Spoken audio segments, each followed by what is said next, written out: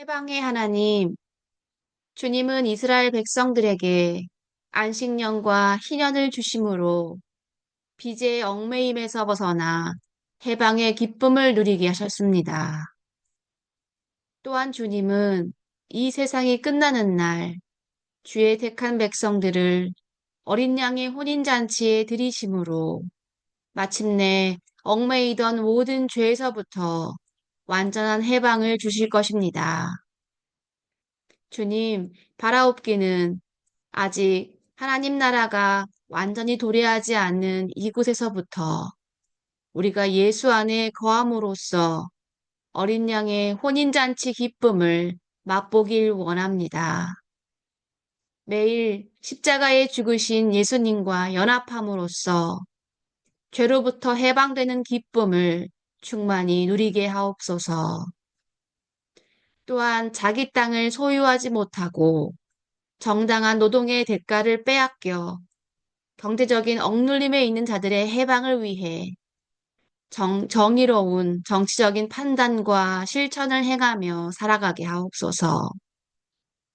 무엇보다 죄를 죄라고 단죄하지 못하고 죄인을 죄인이라 판단하지 못해 파국으로 치달아가는 이 나라를 구하여 주사 하루빨리 거짓과 불의의 족쇄를 걷어젖히고 진리와 정의의 기쁨이 이 나라에 강같이 흘러가게 하옵소서. 그렇게 이 나라의 운명을 회복시키시는 주님의 역사를 목도하며 대한민국 공동체 전체가 즐겁고 기쁜 날을 맞이하게 하옵소서. 예수님의 이름으로 기도드립니다. 아멘. 네, 오늘 4월 첫째 날, 4월 1일 화요일 말씀입니다. 레위기서 말씀과 우리 계시록 말씀 오늘 함께 보도록 하겠습니다. 네, 먼저 레위기 25장 1절부터 19절 말씀 성경 봉독하겠습니다. 여호와께서 시내산에서 모세에게 말씀하셨습니다. 이스라엘 백성에게 전하여라. 내가 너희에게 줄 그 땅으로 들어가면 너희는 그 땅이 여호와를 위하여 안식할 수 있도록 특별한 시간을 주어라. 6년 동안은 땅에 씨를 뿌려도 좋고 포도밭을 가꾸어 열매를 거두어도 좋다. 그러나 7년째 되는 해에는 땅을 쉬게 하여라. 그 해는 여호와를 위해 쉬는 해이니 너희는 땅에 씨를 뿌리거나 포도원을 가꾸는 일을 하지 마라. 너희는 추수하다가 땅에 떨어져 저절로 자란 것은 거두지 마라. 너희가 가꾸지 않은 포도밭에서 자란 포도도 따지 마라. 이것은 땅이 1년 동안 쉬는 해이기 때문이다. 땅이 쉬는 해에는 땅이 너희에게 먹을 것을 낼 것이다. 너희 남자나 여자나 종이나 품꾼이나 너희 땅에 사는 외국인에게 땅에서 나는 것은 무엇이든 먹게 하여라. 또한 너희가 기르는 가축이나 너희 땅의 들짐승도 땅에서 나는 것이면 다 먹게 하여라. 너희는 7년을 7번 세어라. 그러면 49년이 될 것이다. 그동안 땅이 쉬는 해가 7번 있을 것이다. 너희는 49년이 지난 다음 속죄일에 나팔을 불어라. 너희가 나팔을 불어야 할 날은 일곱째 달 10일이다. 너희는 온 땅에서 나팔을 불어라. 50년째 되는 해를 특별한 해로 정하여 너희 땅에 사는 모든 백성에게 자유를 선포하여라. 그 해는 기쁨의 해인 희년이니 너희 모두는 각자 자기 땅으로 돌아가거라. 모두 자기 집, 자기 가족에게로 돌아가거라. 50년째 되는 해는 너희에게 기쁨의 해이니 땅에 씨를 심지 말고 저절로 자란 것을 거두지 말며 가꾸지 않은 포도밭의 포도를 따지 마라. 그 해는 희년이니 너희에게 거룩한 때이다. 너희는 밭에서 나는 것을 먹어라. 희년에는 모든 사람이 자기 땅으로 돌아가거라. 이웃에게 땅을 팔거나 이웃에게서 땅을 살 때 이웃을 속이지 마라. 이웃에게서 땅을 살 때는 바로 전에 희년에서부터 몇 년이 지났는가를 헤아려 보아라. 그래서 땅값을 알맞게 계산하여라. 땅을 파는 사람도 앞으로 추수할 수 있는 해가 몇 년인가를 헤아려서 땅값을 알맞게 계산하여라. 여러 해가 남았으면 값을 더 치러야 하고 몇 해 안 남았으면 값을 덜 치러도 될 것이다. 이웃은 희년까지 추수할 횟수에 따라 내게 팔 것이다. 너희는 서로 속이지 마라. 너희는 하나님을 두려워하여라. 나는 너희 하나님 여호와이다. 나의 모든 가르침과 규례를 기억하고 잘 지켜라. 그러면 너희가 그 땅에서 안전하게 살 수 있을 것이다. 그 땅이 너희에게 좋은 열매를 주며 너희는 먹고 싶은 만큼 먹을 수 있을 것이다. 너희는 그 땅에서 안전하게 살 수 있을 것이다. 아멘. 같이 말씀을 보겠습니다. 오늘 레위기 25장 본문은 안식년과 희년 본문입니다. 7절까지는 안식년에 대한 본문이 먼저 나옵니다. 안식년은 7년째 되는 해에 땅을 쉬게 하는 규정이다 라는 것을 볼 수 있습니다. 땅을 쉬게 한다는 것은 사람이 노동을 해서 땅에 씨를 뿌리고 경작을 하고 수확하는 행위, 이런 것들을 하지 않는 것을 말합니다. 그러니까 자연스레 사람이 노동을 쉬게 되고 휴식을 갖게 되는 것이죠. 땅을 쉬게 하려면 그렇게 해야 합니다. 이때는 땅에서 저절로 자라는 것이나 과일이 저절로 열리는 것들이 있을 건데, 그 안식년의 해에는 사람들은 그것을 먹을 수 있습니다. 물론 그때에 저절로 나는 것들이 아마 풍족하게 날 수 있도록 하나님께서 하셨을 것입니다. 안식년은 사람들이 일로부터 해방이 되어서 땅도 쉬고 종이나 품꾼도 쉬고 심지어 가축도 쉬며 안식하는 시기입니다. 그렇게 하도록 규정하고 있습니다. 매 7년마다 그렇게 하도록 규정하고 있습니다. 8절부터는 이제 희년에 대한 규정입니다. 안식년을 7번 지나는 해가 이제 49년이죠.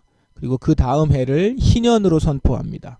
10절을 보시면 50년째 되는 해를 특별한 해로 정하여 너희 땅에 사는 모든 백성에게 자유를 선포하여라.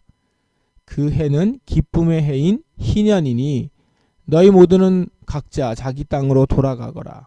모두 자기 집, 자기 가족에게로 돌아가거라.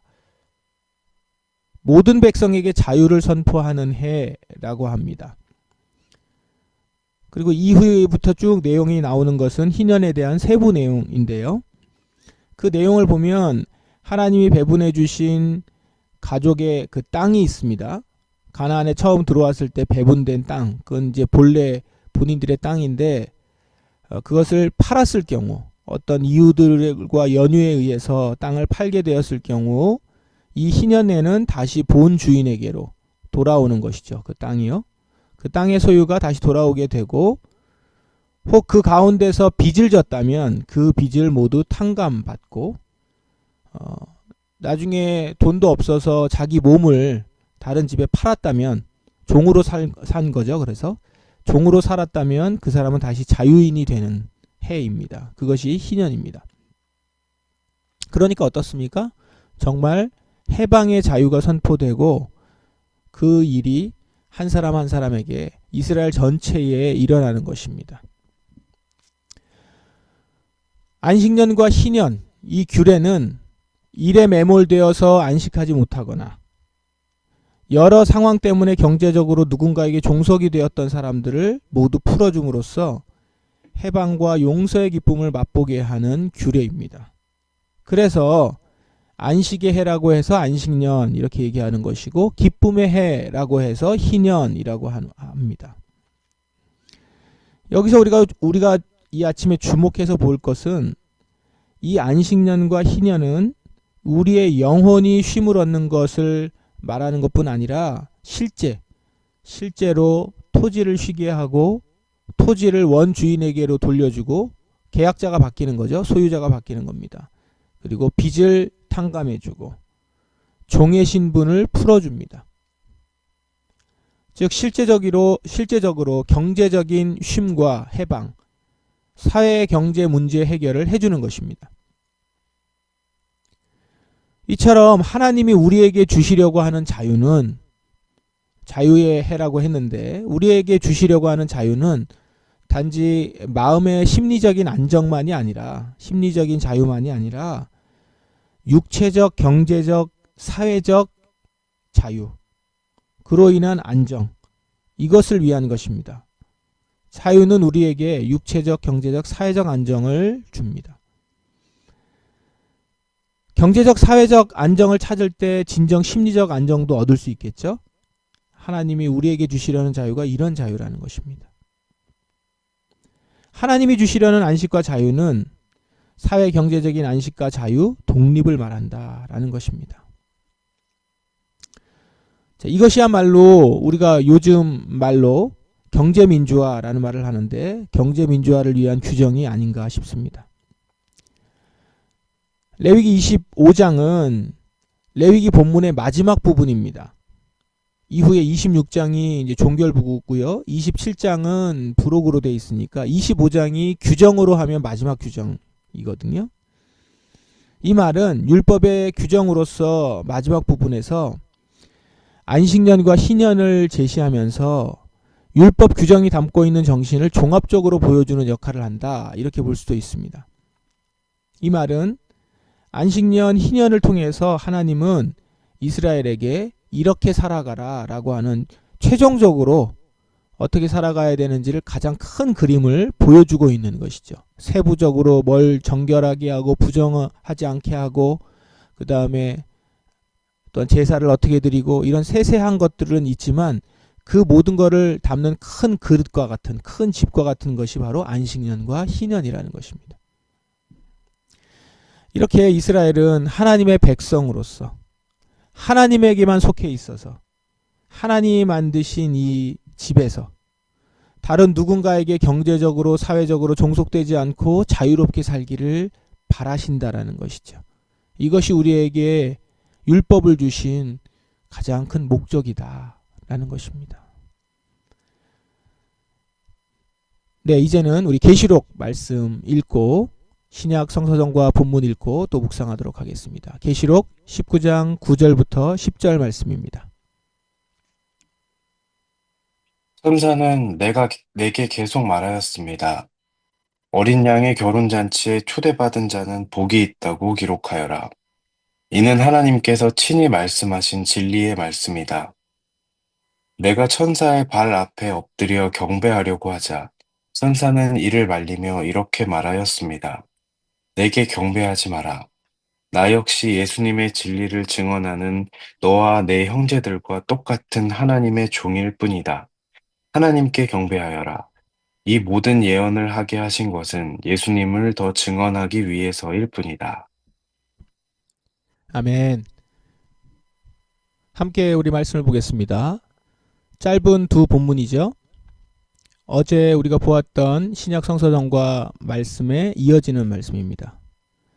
오늘 천사의 말에 이렇게 천사의 말이 있는데, 이 천사의 말에 어린 양의 결혼잔치에 초대받은 자는 복이 있다라고 합니다.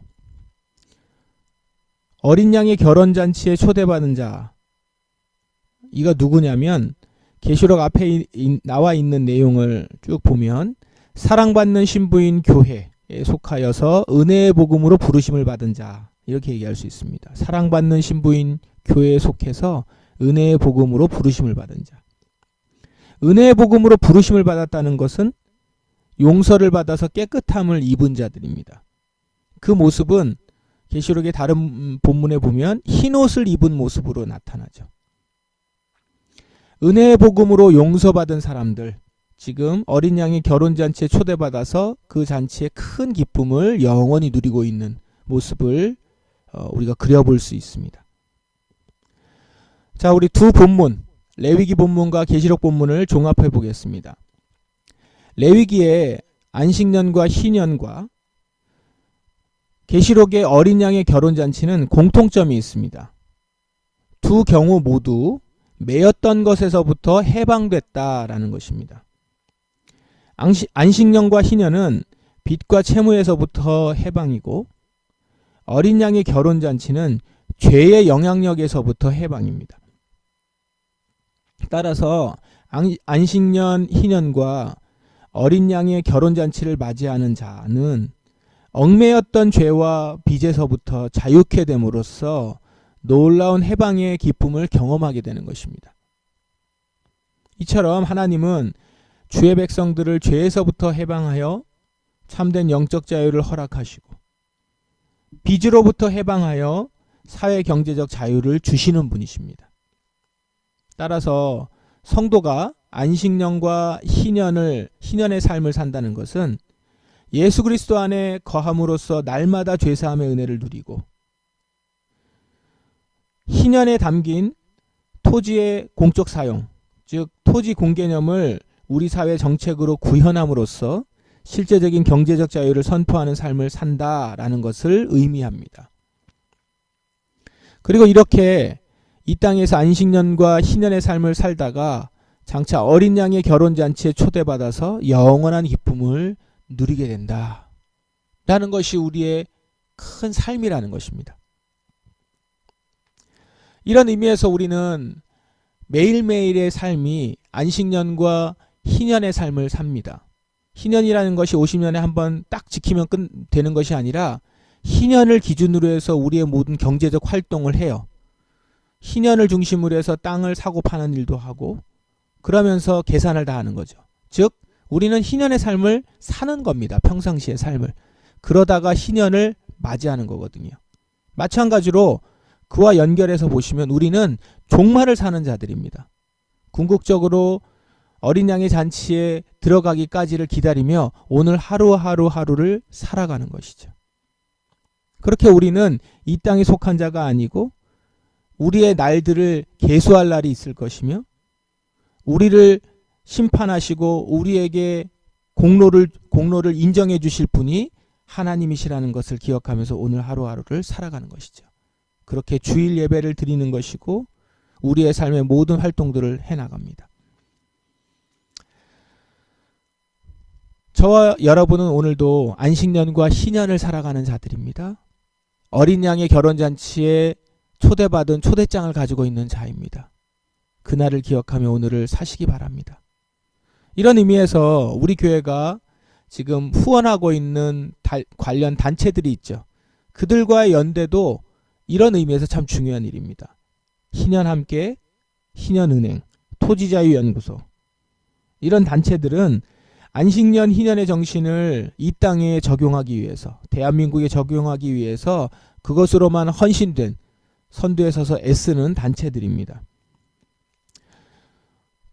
사실상 우리가 직접 토지개혁 정책을 만드는 데 참여하거나 우리가 그 일에 뛰어들기에는 여러 가지 상황에서 쉽지 않죠. 그런 정신을 갖고 살아가는 것과는 또 별개로. 그렇기 때문에 이렇게 사명감을 가지고 이 일을 하는 단체들을 지원하고 동의해 주는 일들을 우리는 하는 것이죠.